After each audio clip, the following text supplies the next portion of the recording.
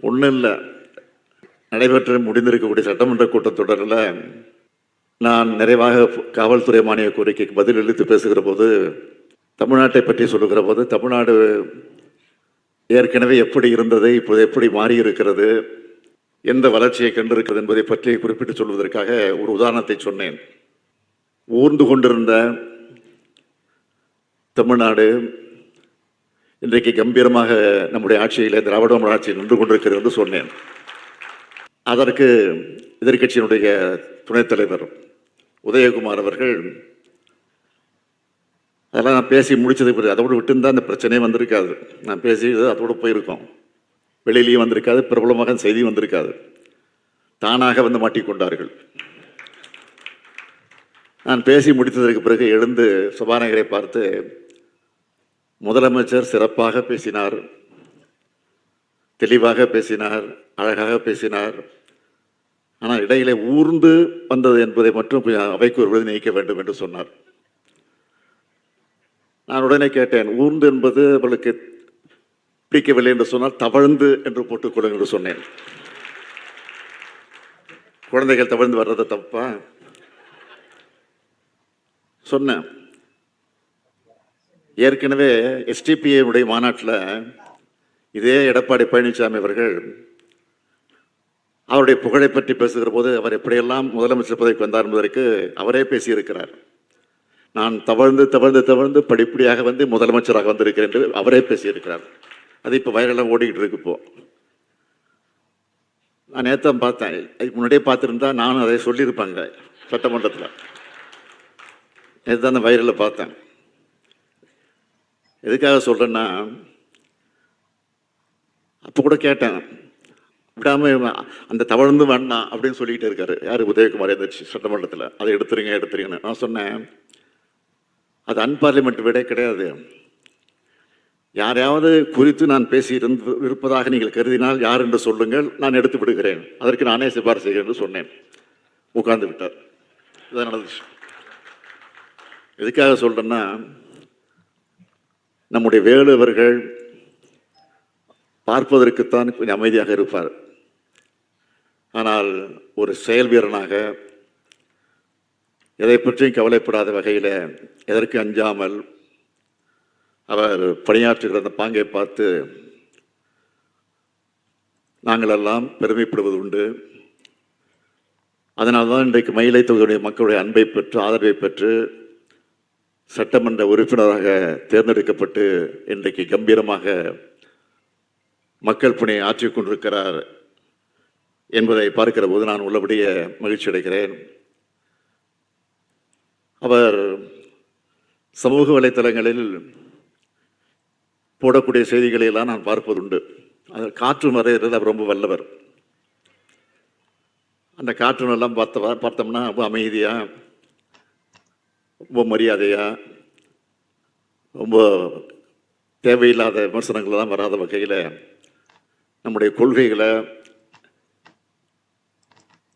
எதிர்கட்சியினுடைய குறைபாடுகளை விமர்சித்து அந்த காற்றுலாம் போடப்போது நான் உள்ளபடியே பெருமைப்பட்டது உண்டு.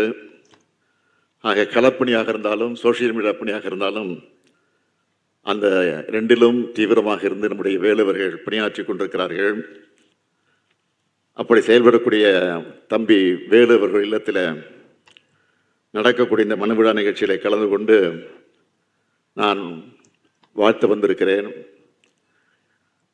இன்றைக்கு இருக்கக்கூடிய நிலைகள் எல்லாம் உங்களுக்கு நன்றாக தெரியும்.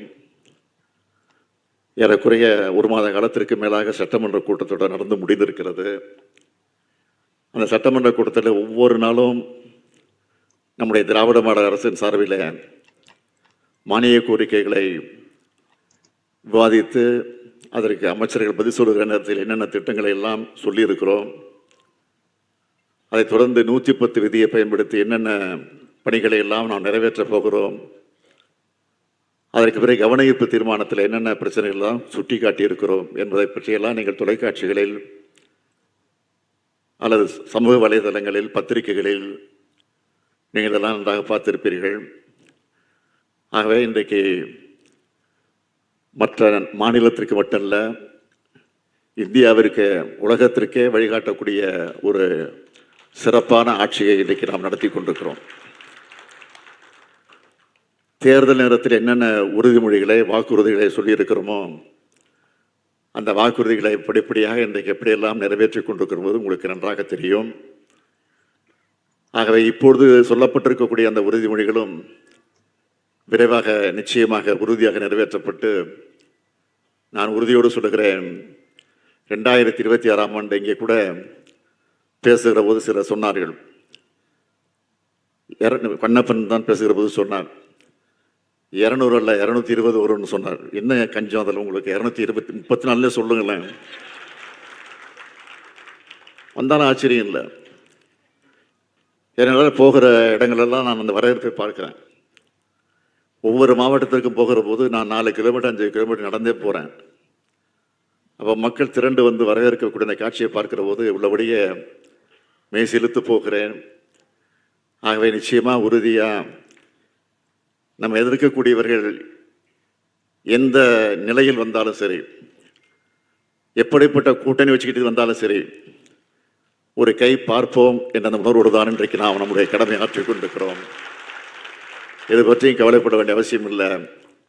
அது வருமான வரித்துறையாக இருந்தாலும் சரி, அல்லது புலனாய்வுத்துறை அந்த துறையாக இருந்தாலும் சரி, சிபிஐ என்கிற அதை வச்சு மிரட்டக்கூடியதாக இருந்தாலும் சரி, இடி என்ற அந்த துறையை வச்சு மட்டும்தான் சரி, எதை பற்றியும் கவலைப்படாமல், ஏனென்றால் நாம் நெருக்கடியே பார்த்து வளர்ந்திருக்கக்கூடியவர்கள் நாம். தலைவர் கலைஞர் அவர்கள்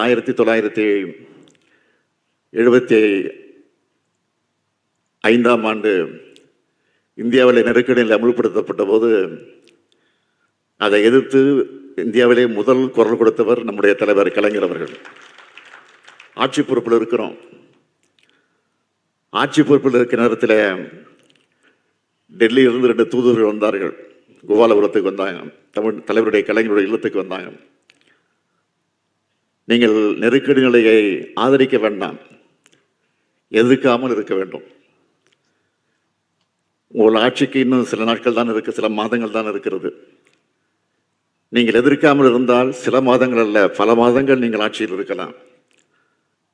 ஆகவே நீங்கள் எதிர்க்காமல் இருந்த போதும் என்று சொன்னபோது கலைஞர் சொன்னார், ஆட்சி அல்ல, எங்கள் உயிரே போனாலும் நாங்கள் சர்வாதிகாரத்திற்கு துணை நிற்க மாட்டோம், ஜனநாயகத்தை காப்போம் என்று சொல்லி அனுப்பி வச்சார். அனுப்பி வச்சுட்டு அடுத்த நாள் சென்னை கடற்கரையில் ஒரு பொதுக்கூட்டத்தை நடத்தி லட்சக்கணக்கான மக்கள் திரண்டிருக்கக்கூடிய இந்த கூட்டத்தில் பேசுகிற போது சொன்னார், தீர்மானம் போட்டார், நெருக்கடியில் எதிர்த்து தீர்மானம் போட்டார். சிறைபிடித்து சிறையில் அடைத்து வைக்கப்பட்டிருக்கக்கூடிய இந்தியாவில் இருக்கக்கூடிய தலைவர்களை எல்லாம் உடனடியாக விடுதலை செய்ய வேண்டும், நெருக்கடி நிலையை ரத்து செய்ய வேண்டும், எமர்ஜென்சியை ரத்து செய்ய வேண்டும் என்று சொல்லி அன்றைக்கு தீர்மானம் போட்டார். தீர்மானம் போட்டு அடுத்த வினாடி நம்முடைய ஆட்சி கவிழ்க்கப்படுகிறது. தலைவர் கலைஞருடைய தலைமையிலேயே 5 முறை ஆட்சிக்கு வந்தோம். அதற்கு பிறகு 6வது முறையாக என்னுடைய தலைமையிலே நீங்களெல்லாம் இந்த ஆட்சியை உருவாக்கி தந்திருக்கிறீங்க. ஆக 7வது முறையும் இந்த ஆட்சியை தொடர வைப்பீர்கள் நம்பிக்கை நிரம்ப உண்டு. அந்த நம்பிக்கையோடு நான் இந்த மணவிழா நிகழ்ச்சியில் கலந்து கொண்டிருக்கக்கூடிய மணமக்களை வாழ்த்துகிறேன். நம்முடைய வேலுவர்கள் செய்து கொண்டிருக்கக்கூடிய அந்த பணியை தொடர வேண்டும், தொடருவார் என்ற நம்பிக்கை எனக்கு நிரம்ப உண்டு. அதே நேரத்தில் மணமக்களை நான் அன்போடு கேட்டுக்கொள்ள மணமக்களை மட்டுமல்ல வேலுவையும் சேர்த்து கேட்டுக்கொள்ள விரும்புகிறேன். காரணம், அவருடைய மகளுக்கு அனுஷா என்ற பெயரை சூட்டியிருக்கிறார். அது தமிழ் பெயர் அல்ல. இருந்தாலும் கவலை இல்லை, இருந்தாலும் அது பிரச்சனை விரும்பலை. ஆனால் இன்றைக்கு இருக்கக்கூடிய மணமக்களுக்கு பிறக்கக்கூடிய குழந்தைகளுக்கு அழகான தமிழ் பெயர்களை சூட்டுங்கள். அதுதான் என்னுடைய வேண்டுகோள் என்பதை மாத்திரம் எடுத்து சொல்லி, புரட்சி கவிஞர் பாவேந்தர் எடுத்து சொன்ன வீட்டுக்கு விளக்காக நாட்டிற்கு தொண்டர்களாக வாழுங்கள் வாழுங்கள் வாழுங்கள்.